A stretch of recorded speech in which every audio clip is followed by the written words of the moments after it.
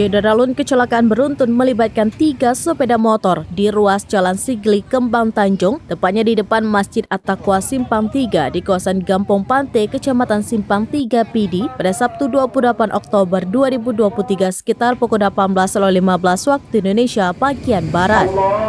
Belum diketahui identitas korban yang mengendarai sepeda motor yang terlibat tabrakan beruntun tersebut.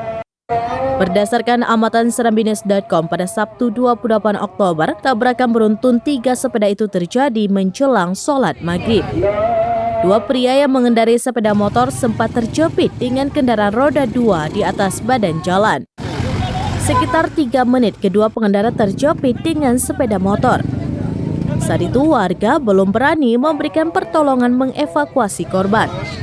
Saat itu memang di lokasi tabrakan ada sejumlah pedagang yang sempat menyaksikan kejadian itu.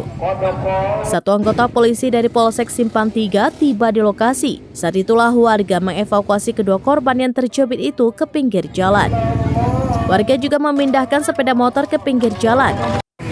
Ban depan sepeda motor jenis Jupiter patah diduga setelah tabrakan terjadi. Kasus laka lantas itu kini ditangani polisi. Dari PD, Muhammad Nazar, serambinews.com.